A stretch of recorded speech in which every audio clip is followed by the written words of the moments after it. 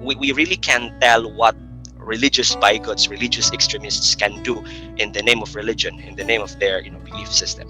Yeah, I hang out with atheists and agnostics more often than spiritual people, than Christians. Why? Because atheists are just plainly straightforward. They do good things because they are good people, not because they're afraid of an eternal punishment, or they're looking forward to a reward. They don't even believe in karma. If you try to look at Jiddu Krishnamurti started to reject anything that has to do with allegiance, that has to do with a belief system. Thank you for being you, because just by being you, you are actually fulfilling your purpose, the purposeless purpose, but it is a purpose.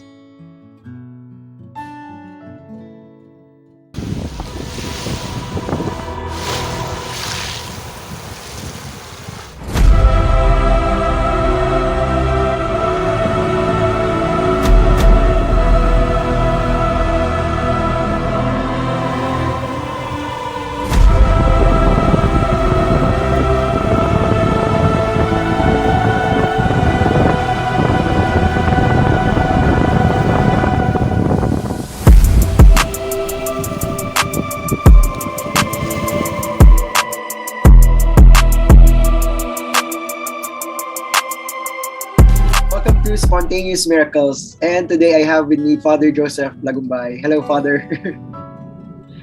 Yeah. Hello. Yeah, we've been planning this like long ago, and now is the right time.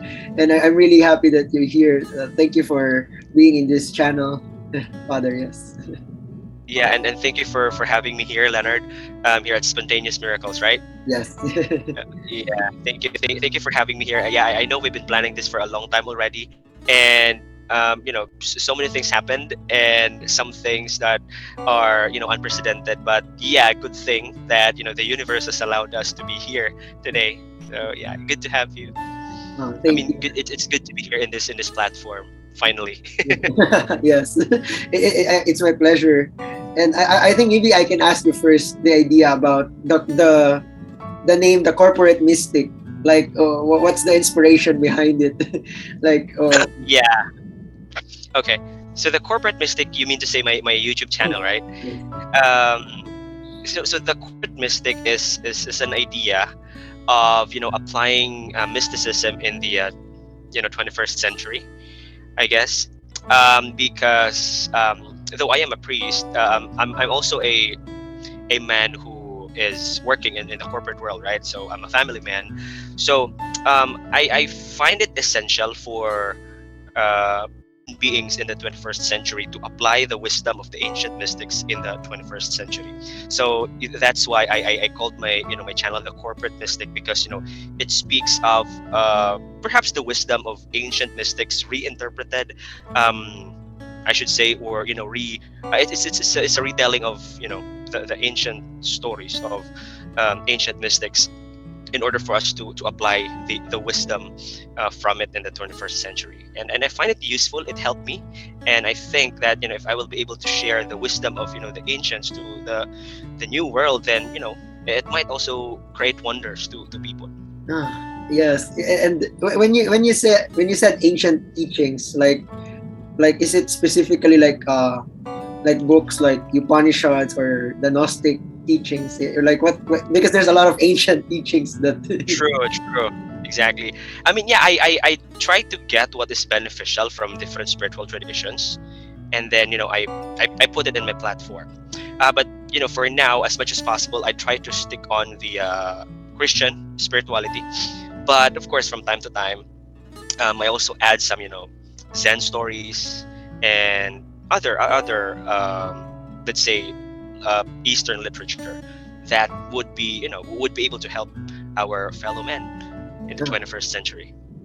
Yeah, that's nice.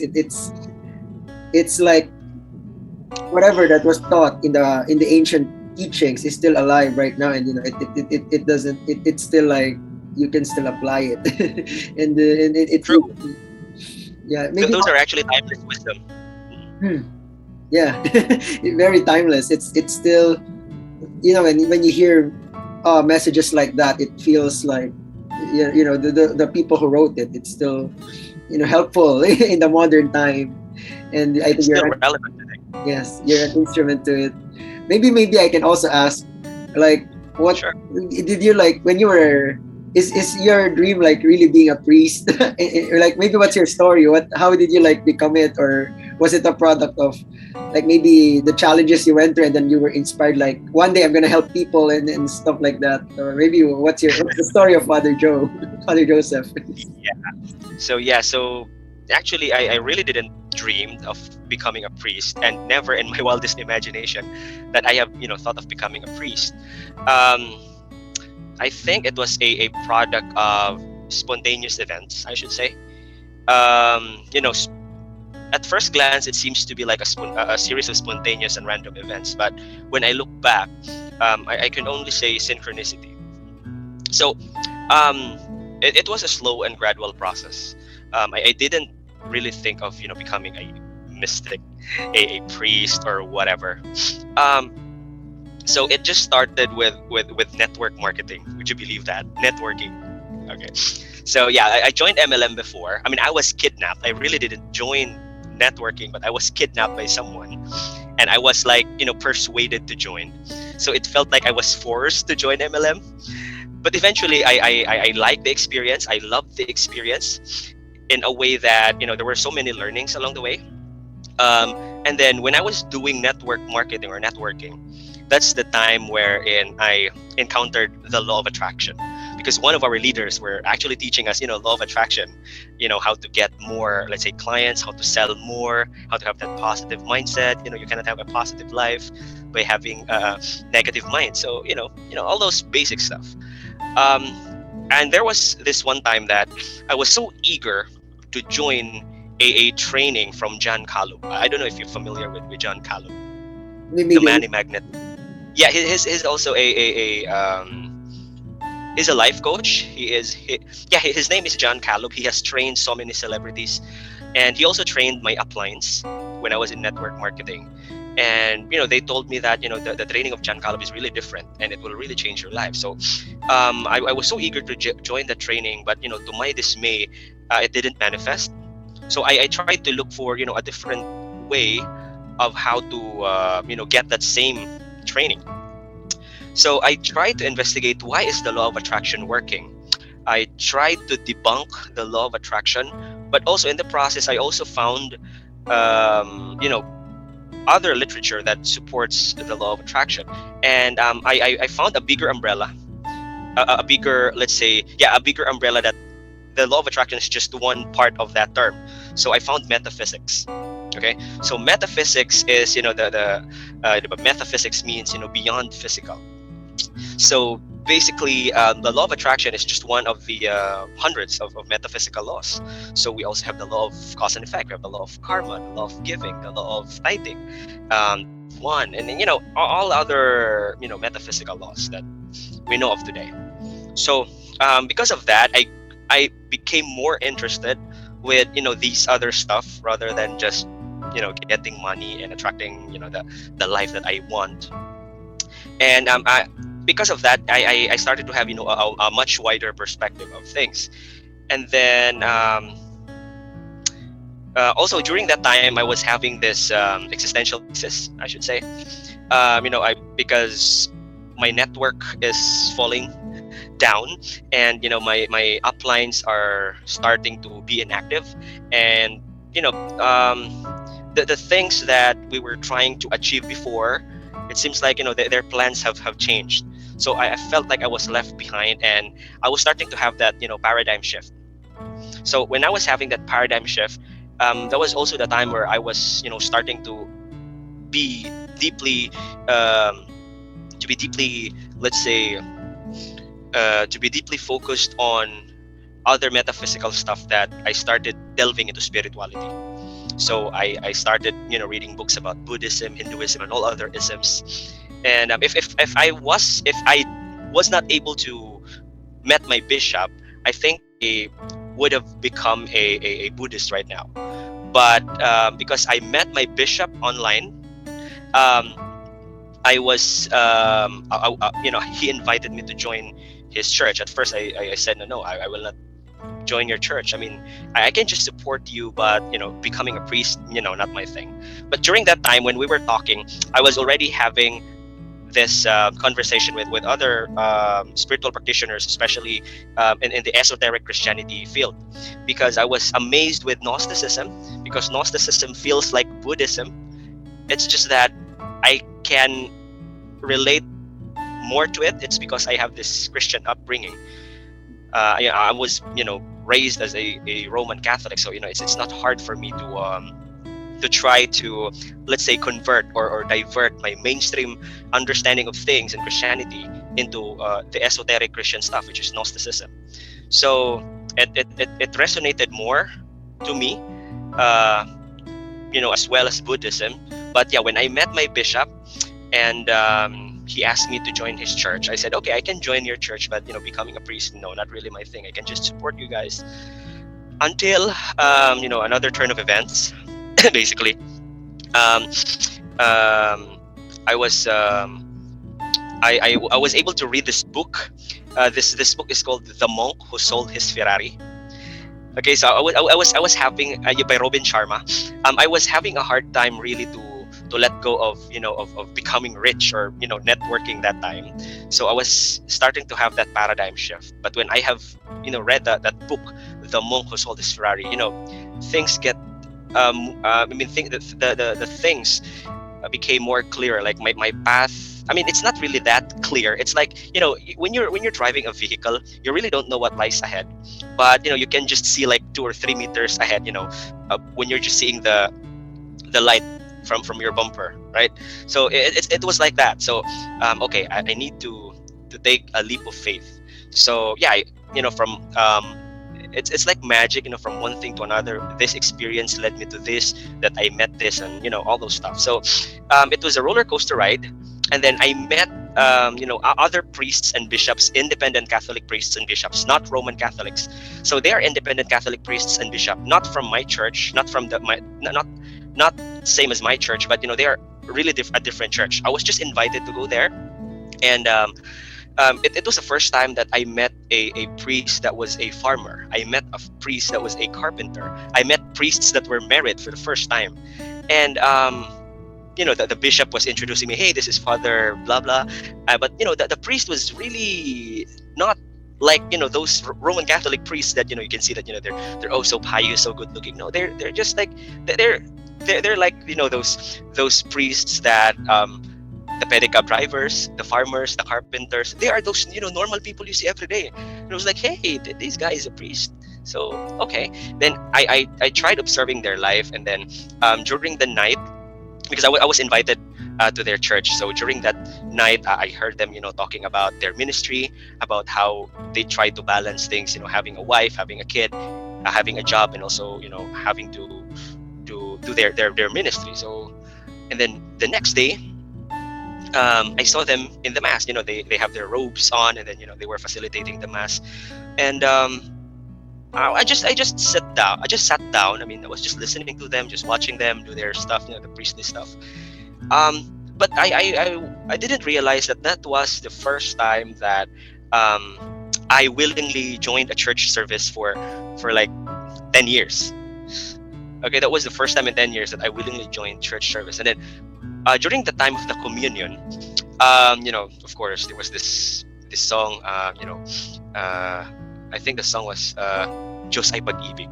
I think that was the song. And when that was playing, I really did not know what happened, but I was just crying. I was crying like a baby. Really, I was sobbing. I didn't know what happened, but it was like there was a sudden burst of emotion during that time. Yeah, I was not sad really, but I think those were tears of I think those were tears of joy. It's like something in me says that, hey, you've found home, like it's you're back, something like that. Because for so many years I've been tossing back and forth with different ideologies, with materialism, with network marketing, because I thought that this is the right path for me. But no, God is, I think, trying to really direct us into the path whereby we will be able to really use our skills and our talents in a way that we will be useful in the cosmos, stuff like that. That was my initial realization during that time. And because of that experience that I had with those priests from that small church in that small town, when I went back to the city, to Cagayan de Oro City, I emailed my bishop in the US. I emailed, "Hey bishop, I just had this wonderful experience today. I really couldn't explain it, but I think I think I'm called. I think I'm ready to answer the call. Yes, please train me to become one of your priests." So the rest is history. That was how I became Father Joe. Oh wow, that's a nice story. It's what you said earlier. It's a series of spontaneous events that led to that. Yeah, true, true. Um, if even my friends in high school, um, it's more believable if I would become a leader of a gang. Like it would be more believable if I would be a leader of a syndicate group. Hmm. Oh. Yeah, It felt like unbelievable like when your friends yeah, like saw you like a priest right now. Like I see. It's like I don't know, your message is some because you mentioned earlier about the difference with a Roman Catholic priest and and you as a priest. Like what, like I know like some of your content sometimes are controversial or are like it triggers some people in a way that like especially like an example is like you radically accept all genders with no all LGBT, and it's very open to you, like you embrace it. But if you go to a Roman Catholic priest, I'm not generalizing.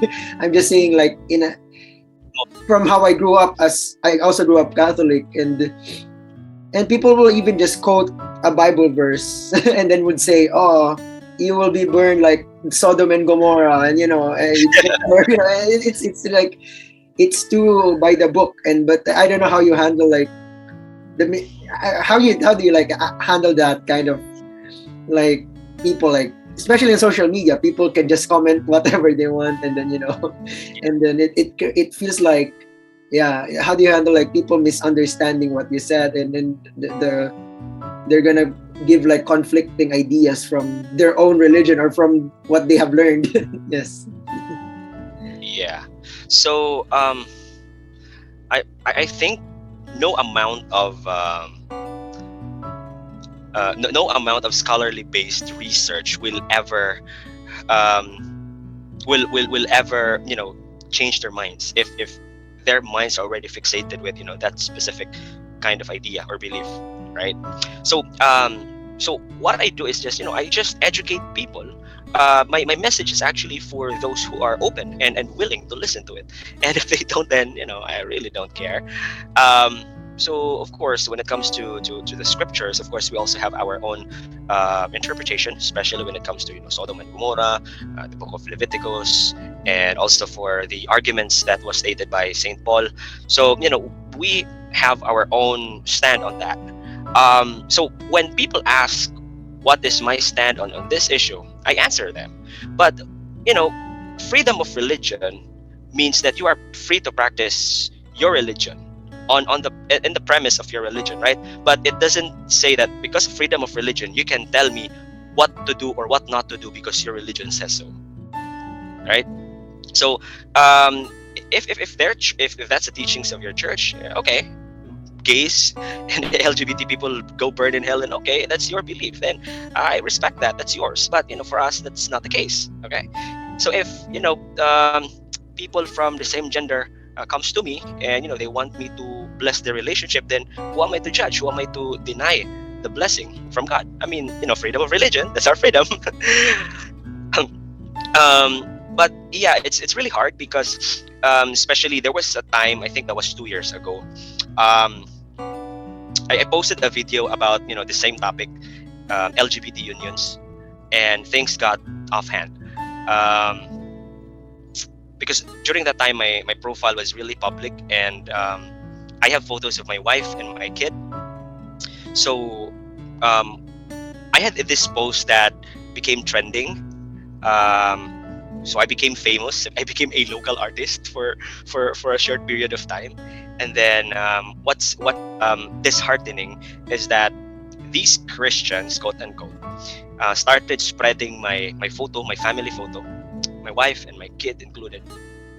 My photo started circulating, and then they were putting negative captions. They like they were saying nasty things about my kid and my wife. Of course, they're calling me the false prophet, the father of all gays, and all those stuff. But yeah, I mean that's okay. I mean they have their own right, because my profile is on public.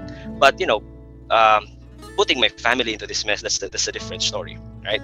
So it really got off hand, and then I also started receiving death threats from Christians. Okay, very very Christ-like. Yeah. So yeah, I started having death threats, and people are even we saw it on the comment section, that people starting to talk about our address. Hey, I saw them here in this place. So of course the religious bigots are, oh yeah, they're living there. Okay, we'll go there and we'll hunt this this gay priest and execute him. Something like that. Somewhere along those lines. So that's also the reason why me and my wife has started to be has started to move a step backward on social media, whereby we really don't tell much about where we are, because it's really not good. It's for our safety, and for the safety of our kids, because we really can't tell what religious bigots, religious extremists can do in the name of religion, in the name of their belief system. So that's our share of religious trauma syndrome. Just by being who we are, just by supporting the marginalized groups such as the LGBT community, and having a different belief from other Christians, it has put us in this in this area whereby we are always persecuted, and it's not cool. It's not cool, really. You're every day you're always on the watch. I mean, we're just trying to spread God's love, and why are we receiving so much hate?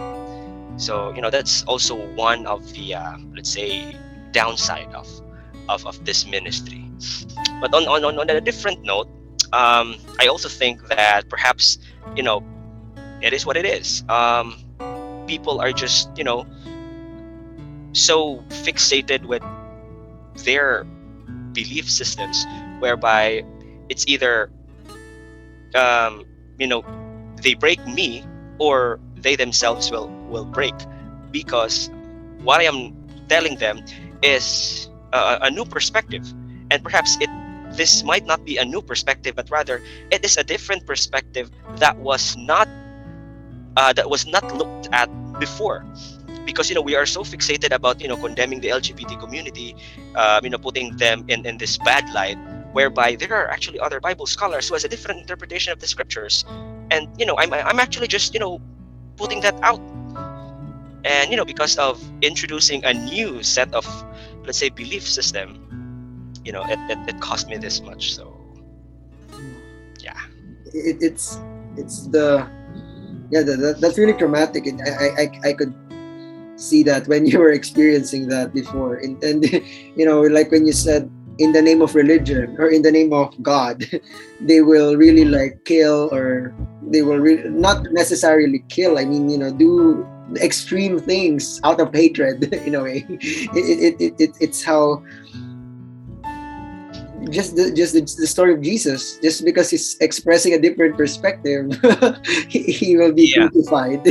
In a way, you will be burned at the stake because you're just a skeptic, or you just are not necessarily, you present a different perspective in the cognitive dissonance. It's just Cognitive dumb. dissonance, yes. That's the term. Correct.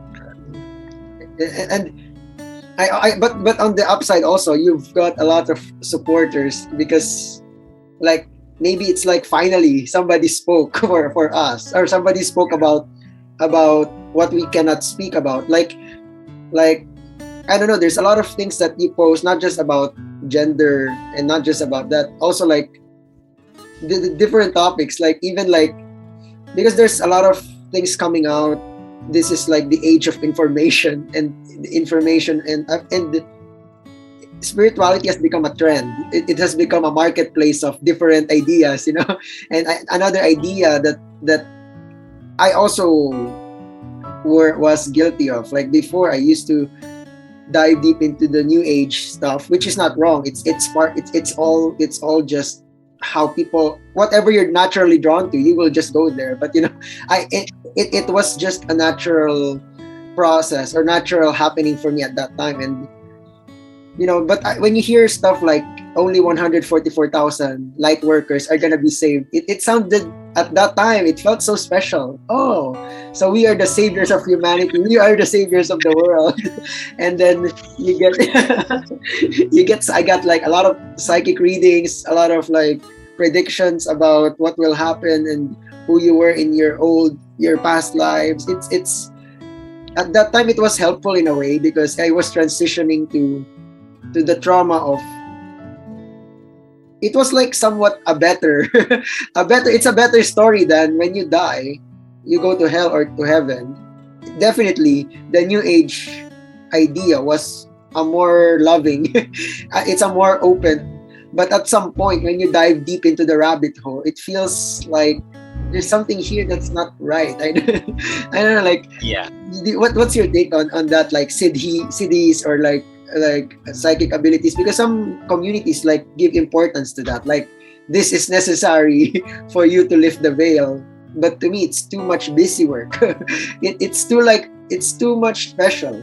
It's too, I don't know, this is the age of gurus on the pedestal. And some people, I also experience being like when you're vulnerable and then you spend a lot of money with you know, all of that, but you know, you rarely meet like real mystics or real shamans who will not really take advantage of you. But you know, what is your real take on new age? I don't want to really put like a general label on new age or like these kinds of practices maybe. Yes. Yeah, I mean, I feel you because when I was still seeking, like maybe 10 years ago or so, um, there were still no spiritual communities online, right? So you will not find much help. So basically, you are just relying on the websites that are not really, that was not really scrutinized in a way that we really don't know if these are legit websites. Do they transmit authentic teachings from authentic masters, authentic lineages, or is this just another new age stuff, right? Is this just like it's like a salad of all other spiritual practices that then rebranded as spirituality. So I feel you because I was also on that stage. The Anunnakis, um, alien stuff, DNA. 104, only 144,000 people will be saved. Yeah, I mean, it felt good, right? I'm one of the saviors of the world, and I mean, you start to feel special, from these, mundane stuff that you do every day. When you start knowing these things, it feels like you're more special than your family members and your friends because I know this stuff you don't know, and then you will be so eager to tell your friends and your family about your new discoveries, but eventually, but eventually, no, sometimes it just creates more conflict with them. So you start um, you start to be separated with the world, and then of course you will be justifying that experience. You will say, oh yeah, all of these things are happening because I am my vibration is getting higher, so I'm starting to lose friends, I'm starting to lose my family members because I really don't belong here. I am an advanced soul. You start to justify things like that. You are told that you are like that, but eventually I stop, and I realize that it's just it's just BS. Sorry, I mean, sorry for lack of a better word to express the experience. But of course, there are legit paths that are really focused on let's say, awakening psychic senses. However, right now, what I am seeing is that this has become a very, big industry, money making industry, bigger than your traditional church, because this is more appealing to the teens, especially astrology, tarot. When we try to delve into the unknown, it's a very good market. I mean, you can position yourself in a way that you can just brand bootstrap mentality to people. For example, I'll teach the law of attraction. Okay, for example, I'll teach the law of attraction. Okay, if you follow this, you will become rich, or you will succeed in life, right? However, if it doesn't work, it's not my fault. Maybe somewhere along the process you messed up. So I mean, you are to blame for that. But this works. Stuff like that. That's how the spiritual gurus, regardless of what teachings are they trying to teach, if it works, it's because of me. If it doesn't work, it's on you. And this is the pattern that I am seeing in the spiritual community. But I'm really not sure if I call it spiritual community or spiritual industry, because for me it has become really a big business industry that they are taking advantage of those people who are really gullible, especially those people who are just new in the path. And now it's either of the two. It's either the seeker becomes an atheist because religion is bullshit, spirituality is also bullshit. So I choose atheism. I mean, this is much better. Or once this person realized the technique that was that was done to him or her, he or she will also become just like those gurus who took advantage of him or her. So he or she will also become a guru. He or she will also brand his own marketing scheme, so that he will be able to reap the benefits of guruism. So I think this is the dark side, the dark truth of spiritual communities here in the Philippines. And we're just talking about money, but there are also other aspects. There are also gurus, so to speak, that are taking advantage of their disciples, their students, sexually. Okay, they're taking advantage sexually. So that's also a different story. So the spiritual community has been has been flooded with these types of people. Just like what Dan Brown said in his books about there. In every field, in every area, there will always be angels and demons. So yeah. But that's very, you expressed it very very well in a way, because it has become it has become a commercial industry where people True. sell you like, they sell you like, literally sell you spirituality. Like, this is what you're gonna get from this, and then it's just been, yeah, like also like the self-help industry. It's become an industry. You will only find like very few who are really authentic in a way. True. It's been like a marketplace. A marketplace of, I mean, actually, it's if you really try to look at it, it's just like people from the spiritual community are so angry. They're so mad at priests and pastors, because priests and pastors sell salvation inside a church. But when you go outside the church and you go to the spiritual community, they also sell enlightenment. So what's the difference? Diba? And maybe in the new age field, maybe it's just more exciting because there is reincarnation, because there are other, let's say, psychic abilities, there are powers. In church, you won't have that. I think that's the only difference, but it's pretty much the same. Like, they sell salvation, they sell enlightenment. It's a free market. So what? it is. It's that's how the game is. That's how this whole the charade is going. It's selling you. I don't know. It's like Kabir. I don't know if it's Kabir who said, like, there's a quote like, I laugh when I go to pilgrimage to find God, or it's like, I laugh when to me, to paraphrase it, I laugh when I see people going to other people to find God. But when you really look at it, Why would you buy this this kind, it's like just selling stuff. It has become a business. Yes. and and also like, yeah, you mentioned like something like some people are go to atheism because, to be honest, I'm indifferent. Like I respect like I'm neutral. Like right now, everything you're saying is music to my ears because like there's no resistance to to I like everything you're saying. But when I talk to like atheists, I also like I also like it in a way that they have the but I just don't identify myself with anything in a way. I just feel like if atheism is your expression right now, I accept it fully because it makes sense. You question it. To me, if you ask me, I would rather go there than to believe in a god where he will throw you to eternal fires of hell. I think that's more that's more loving if you really look at atheism. Like what's your take on atheism, by the way? Like, do you like meet like Well, atheists, or do you also have friends who are atheists, or yeah?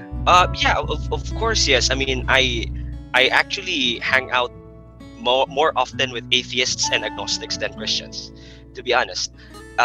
Yeah, I hang out with atheists and agnostics more often than spiritual people, than Christians. Why?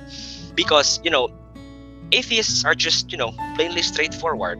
They do good things because they are good people, not because they're afraid of an eternal punishment, or they're looking forward to a reward. They don't even believe in karma. Well, me, I somewhat believe in karma, but for atheists, they really don't give a fuck about karma, or about hell, or about heaven. So when you are with an atheist and they are being true to you, then they are being true to themselves as well. So there's like there's no prejudice, there's no division. They look at you as who you are. And also, that's one thing I like about them, because they don't see me as a priest, they see me as a person. And I appreciate when I am with people like that, because I can be myself, and they can also be themselves. They don't have to act pious, they don't have to act differently because I'm a priest, and they're afraid I might judge them, or I might not act.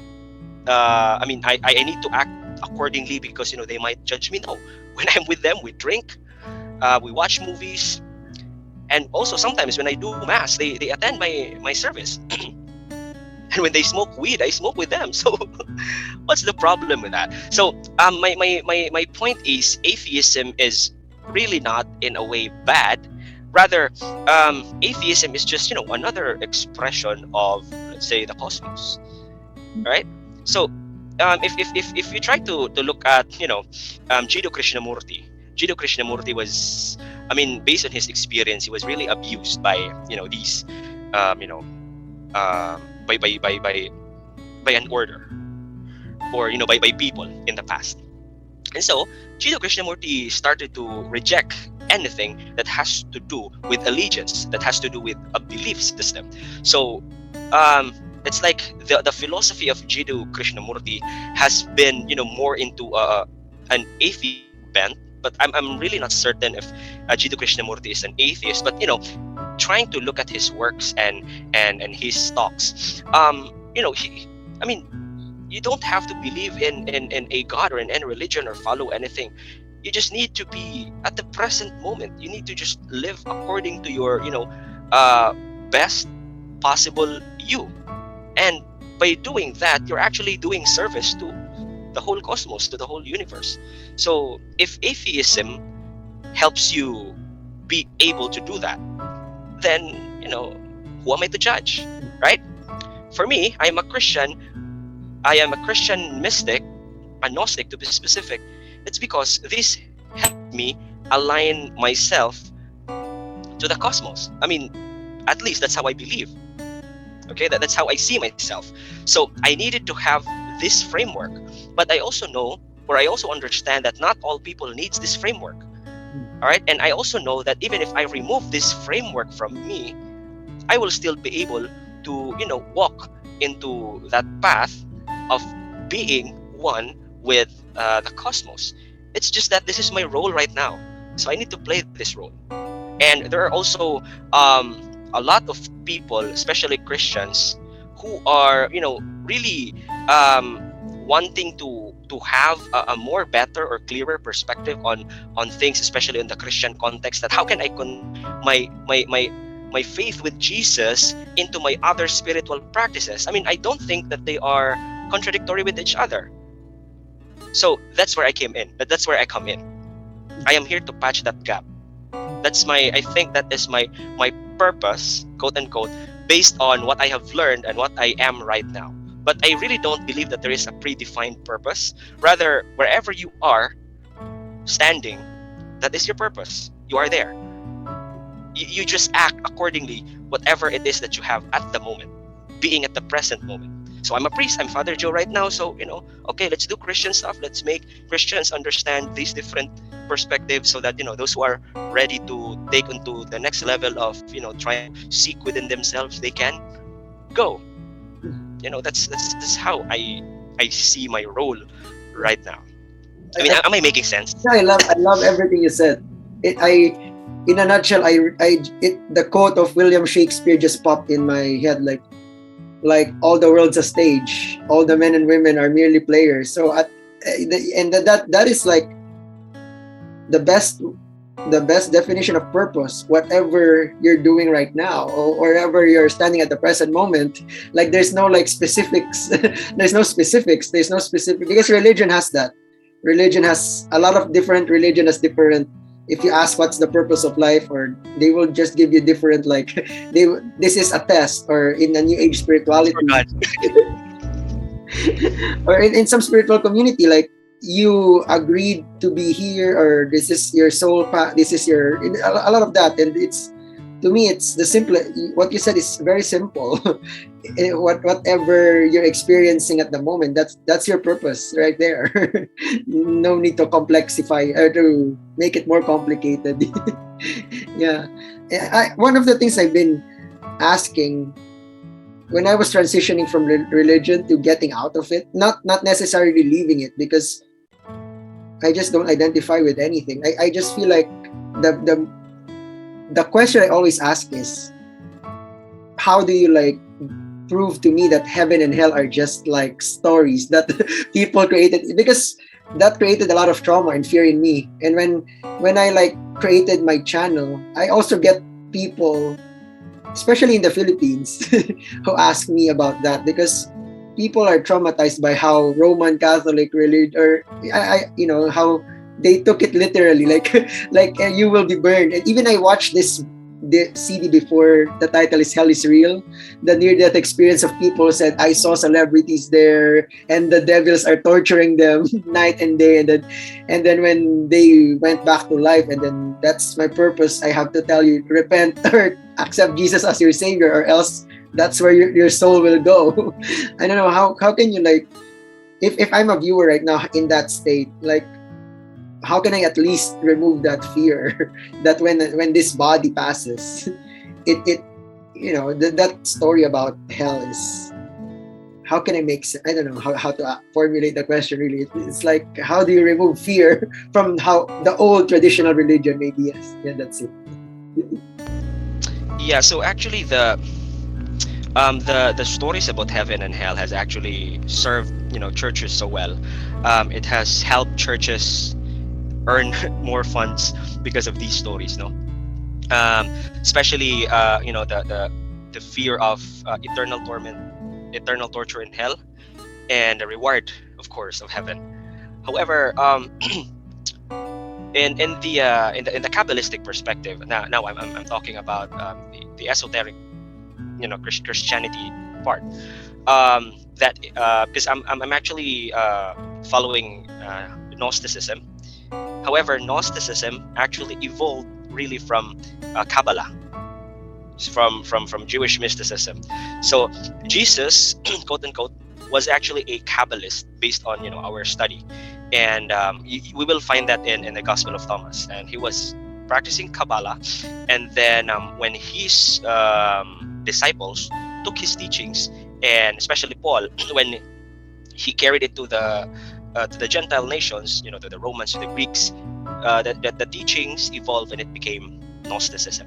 Now, Gnosticism has embedded with so many myths and legends, and we actually have uh, different versions of Jesus. We have the historical Jesus, which we really know nothing about, or let's say, if we know something about the historical Jesus, it's just very very little in the Bible. We also have the Gnostic Jesus, the Jesus that was uh, heavily let's say changed or twisted along the way. So the Gnostic Jesus, the Gnostic narrative. And we also have a different spin-off of that Jesus, which is the biblical Jesus. That's the Jesus we see in the Bible. But to cut the long story short, to cut you with the chase, what I'm trying to say is that since these teachings has transferred from one culture to another, from one tradition to another, from one language to another, the interpretations has changed. For example, when you say heaven, it's actually not just heaven, but it's heavens. So there are actually different levels of, let's just put it this way, dimensions, whereby a soul gets to go to these higher realms once they reach a certain level of spiritual purification or spiritual evolution. Now, as for hell, the idea of hell actually is has been used by the church in order for them to really take control, because they created hell in a way that it's eternal, and it will cost you pain forever, right? However, the original word that was used every time we see the word hell in the Bible, it's actually just Gehenna, and Gehenna is really not a place of torment, but it's actually just a place, a resting place of all souls, good or bad. And the term that was translated into eternal in the English Bibles, it's actually aionios in Greek, and the word aionios does not mean eternal, but it just means a very long period of time. So meaning to say that the punishment or the suffering is really not eternal, it's just a long period of time. But I don't know, maybe scribes were very lazy to translate. That's why it was translated into eternal torture. And every time fire is used in the Bible, and the understanding of fire, especially during second, third century, is different from the understanding of fire today. Because today, when we see fire, oh, you are burned in hell, meaning you are being, let's say, destroyed, right? However, during the second, third century, fire is actually a transformative power. All right, so it's just like putting a gold ore on fire. Fire actually removes the impurities of gold, and once you remove the impurities of gold, gold will never be burned, right? Only the impurities will be burned. So it's just like the flames of hell is actually synonymous to the flames of the Holy Spirit. They call it the baptism of fire. When you embark on the Christian journey, when you follow the ways of the Master, the ways of Jesus, you will start to experience these things of purification. And this was actually what was meant by the saints and the prophets, that you will experience this purification. It is not literally hell, that when you die you go to this dimension and then you will be burned forever. Rather, it is actually your daily experience. It's like your karma, quote unquote. We call that in Kabbalah hub, or no, yeah, hub, like husks. So the reason why you are experiencing that burning sensation, it's because there is still these impurities in you that still needs to be purified. So that purification is an act of love. It's not an act of annihilation, but it's just an act of purification. And most of the time, that act of purification happens not because God is punishing us, but because it is our own karma that we are trying to burn. Am I making sense? So heaven and hell is actually not as what these mainstream churches are telling us. At least no, and during the second and third century teachings of Christianity, because early Christians believed in reincarnation. We believe that the soul is being purified in every lifetime until such time that the soul is ready. It ascends to this higher realms. We call this heavens. So Again, this is not a doctrine that I am not trying to impose on anyone. It's just, this is how we see this whole, thing.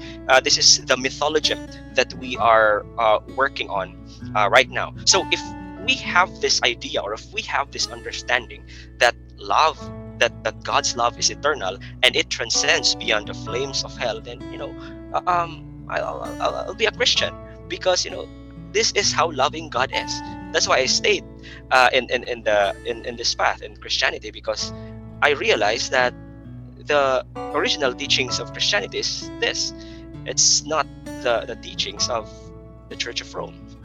So It's, I don't know. I your message has a lot of humility, because it's not, you. I don't know. I just feel that. I just feel that energy of humility in the way you express it, because because it's not imposing it. You're just saying it's the way you see it. It's the way that you experience love, that unconditional love. That the fire is not that way church used to manipulate or create fear-induced beliefs in, that they use it to control society in a way.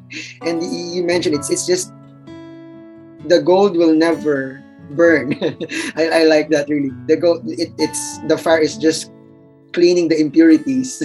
And that's what I believe. Like, the true essence never burns. Your true essence will never go through whatever is the phenomena or whatever is happening. It's always what is. Yeah. And I don't know. Like, I think the last question I have is, because I always ask this in the podcast, because they say, like, that number two of the most fears that we have is fear of death and public speaking. And to me, in my experience, it's I think fear of death is something that all of, I'm not saying everybody, I know some people are not afraid of it, but in general, I not, in my experience, religion has put that because of the belief in, the torture, the eternal damnation. But what if I'm watching this and I have this question, what happens when I die? Or is there something bad that's gonna happen if this body pass? Like, how? And even I think you get questions about this also. Like, how do you answer this when people, like, ask you these kinds of questions? Yes. actually, this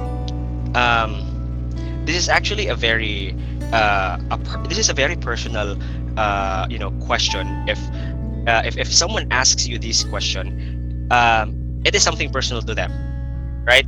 It's not something that they're asking this because of a general query, wherein I can just give intellectual answers, or I can just give theological answers. It really depends on who is the person asking.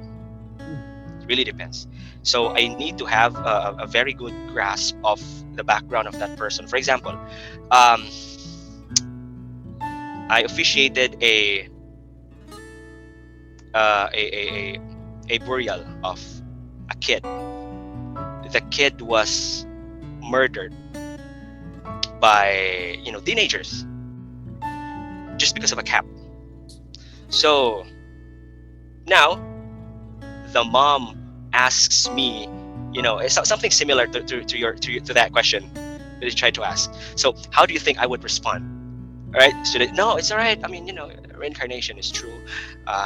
You don't have to worry about death, because after you die, after 40 days, the soul dissolves, it goes to this realm.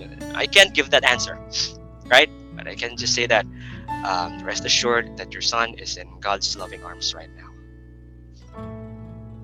Something that is comforting, and I'm not lying. I'm not lying, because metaphorically speaking, that's what's going to happen. We are all in the cradle of God's arm. But if someone asks me, let's say a fellow mystic, Father Joe, in your tradition about death, how do you view death? So what happens when we die? So well, if I will answer them, I will, of course. Well, I'm really not certain. Okay, I'm really not certain what will happen after I die. But we have, according to our study, according to our church, it's like this. That's how I give the answer. But if they ask me personally, Father Joe, how do you feel when you die? Are you afraid of death? Well, my take with that, I really can't say, but at least for now, I'm really not afraid of death. What I'm afraid of is if I die too soon without, putting everything in place before I die, because I might leave problems when I leave. So I need to settle those before I leave. So that's how I see it. Because for me, death is a sort of a transition. Now, since it is a transition, I can't really say that I'm not afraid or I am afraid. It's just like you leaving your mom for the first time, or it's you being separated from your family for the first time. I mean, it's just you'll just be separated temporarily, but how would you handle it? Well, the act of separation itself, before you get separated from your family. Of course, you started to feel. I mean, you will never know how you would feel during that time unless that day happens, unless that day arrives, right? So of course, right now, I mean, leaving my parents. I mean, I'll go to a different place to go to school. I mean, it's just very easy for me. I mean, I'm an independent guy. But during that day when you are about to leave your family, how would you feel? So that's how that's my take on death. Okay. That's actually, that's beautiful. There's no concreteness to it, because really, like what you said, it depends on who you're talking to. You cannot just say it's their karma, or how the spiritual people have gaslighted me or have gaslighted other people in the past. Like, they're just gonna say it's God's plan, or it's what they it's what they signed up for, so don't grieve about it. So it's too gaslighted in a way, the way they just say those statements. But what you said is just beautiful. Like, there's it really, like, even near death experience to me is life experience. Like, death is like, it's like before you were born. There's nothingness, like, there's the unknown, and then and wow, thank you for all your, first, thank you for being here, and second, it's thank you for answering the questions. And it's really, to me, everything you said is music. Everything you said makes sense, because especially if you're traumatized from fear-based beliefs, it's to summarize it, you said, like, we're always in the cradle of love. You're always, or by the cosmos or God or whatever you want to attribute it. It's yeah. Thank you for that. I think the last thing I want is, do you still like have social media that people can follow you, or do you like yeah? I mean, although I'm gonna put it in the description box. Like, do you still have active page or your channel? Yeah, sure. So, yeah, they can follow me on YouTube. So, yeah, you mentioned it earlier, The Corporate Mystic. That's my YouTube channel. And also on Facebook, I have my Facebook page. It's called Father Joseph Lagumbay. That's the name of the page. And on TikTok, my name is the @ sign and then the heretic. It's like the heretic priest, but I wrote the heretic, but instead of TIC, I wrote TIK. So the heretic talk priest. So yeah, you can search for that and follow me on those social media sites. Oh, wow. Yes. Thank you so much. And I really enjoyed this conversation. And it's been like we planned this for so long, and this is really a good timing. Yeah. Thank you for being here, Father. And yeah, thank you for also inviting me, Leonard. Yeah, it's been an honor, and it's really good to really be in this platform of yours, whereby you invite so many let's say spiritual practitioners, and maybe not just spiritual practitioners, but also other people from other walks of life, in order for them to share what they can share to the world. And I think this is just beautiful that you have created this platform for people like me, for people like us, to be able to express what we want express. And yeah, thank you for that. Thank you for thank you for being a gift to the cosmos, and thank you for being uh, thank you for being you, because just by being you, you are actually fulfilling your purpose, the purposeless purpose, but it is a purpose. Oh yeah, wow, that's beautiful. Yeah, thank you. Like I wrote that in my community page on YouTube. Like I said, like I'm just a bridge. The bridge doesn't judge whoever walks it. Like I True. just talked to an atheist, agnostic atheist, like the other day, and the like Yeah, last Chen, right? Chen. yeah, Chen, yeah. and and I talked to like past life regressionists, non-duality speakers. I just feel like it's at some point I felt like I should just stop it. But I just like I'm neutral about it. Like I feel like whoever would listen to this, even just one person, it can shift a perspective in a way, that and True. it's really no intention of like converting anybody. I'm just like this is what's here. It's up to you what you want to do with it. Like I'm presenting you the True. story, and then you can do whatever you want with it. And yeah, I think it's working in some way. Yeah, it is. It is. It is. It surely is working. Thank you so much, Father. Yeah. Thank you.